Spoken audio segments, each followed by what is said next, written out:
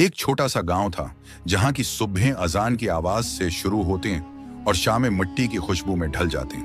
इसी गांव में एक गवाला रहता था जो गेंदूध बीज कर अपना और अपने घर वालों का रिस्क कमाता था।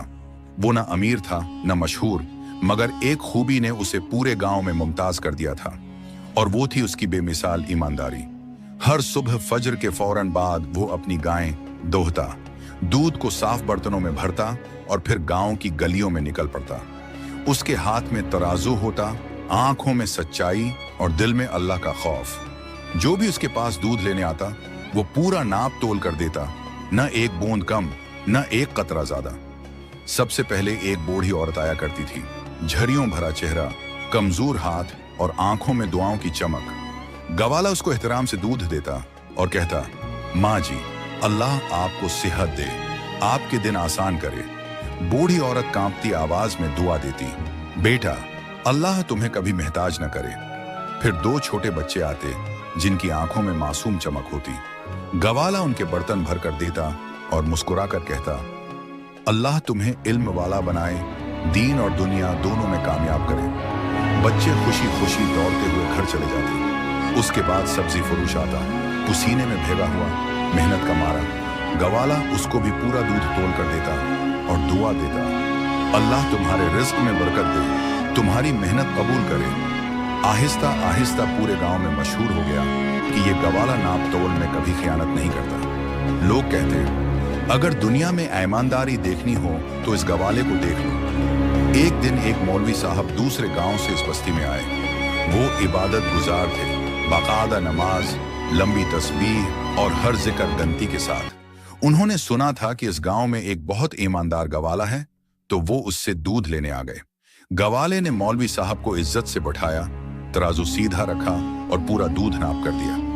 मौलवी साहब खुश हुए और दिल में सोचा कि वाकई ये शख्स काबिल तारीफ है।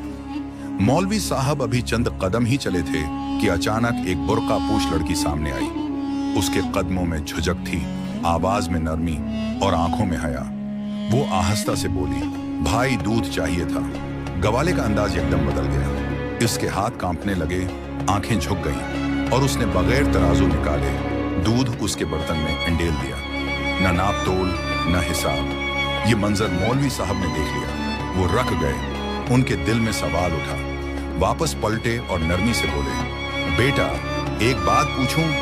गवाला घबरा गया। जी मौलवी साहब, आप तो इल्म वाले हैं, जरूर पूछें। मौलवी साहब ने कहा, तुमने सबको पूरा नाप कर दूध दिया, मगर इस लड़की को बगैर नाप के क्यों दिया? क्या ईमानदारी यही है? गवाला खामोश हो गया। चंद लम्हे गुजरे, फिर उसने नजरें झुकाकर कहा, मौलवी साहब, सच कहूं, मुझे इस लड़की से मोहब्बत है और मोहब्बत में नाप तोल नहीं होती। ये सुनकर मौलवी साहब के दिल पर जैसे किसी ने दस्तक दी। वो खामोश हो गए। उनके दिल में एक तूफान था। वो सोचने लगे, मैं तो बरसों से अल्लाह की इबादत कर रहा हूं, मगर हमेशा गंदगी के साथ, आई तस्बीह के दामन में कैद करके, कभी बेहिसाब बेगरज दिल से मोहब्बत नहीं की। वो सोचते हैं, वो अल्लाह जो हमें बगैर हिसाब के रिस्क देता है, बगैर मांगे सांस देता है, बगैर शर्त के मोहब्बत करता है, क्या वो हमसे भी यही नहीं चाहता कि हम उसे बेहिसाब चाहें?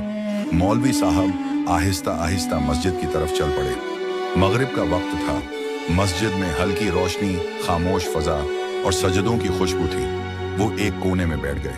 आज उनके हाथ में तस्बीह नहीं थी, होंठ खामोश थे, मगर दिल बोल रहा था। वो दिल ही दिल में अल्लाह को याद करने लगे, बगैर गनती, बगैर हिसाब, बगैर किसी लालच के। आंखों से आंसू बहने लगे, दिल हल्का हो गया। उसी दिन से मौलवी साहब की इबादत बदल गई। अब वो अल्लाह को सिर्फ लफ्जों से नहीं, दिल से याद करते थे। और गवाला, वो बदस्तूर ईमानदार रहा, मगर अब उसके दिल में भी ये बात बैठ गई कि मोहब्बत अगर इंसान को बदल सकती है तो अल्लाह की मोहब्बत इंसान को मुकम्मल बना सकती है। ये किस्सा पूरे गांव में फैल गया। लोग उसे मिसाल के तौर पर सुनाने लगे। बच्चों को ये कहानी सुनाई जाती कि ईमान सिर्फ नाप तोल का नाम नहीं, बल्कि दिल के सच का नाम है। और यूं एक गवाले की सादगी और एक मौलवी की सोच ने पूरे गांव की रूह बदल दी।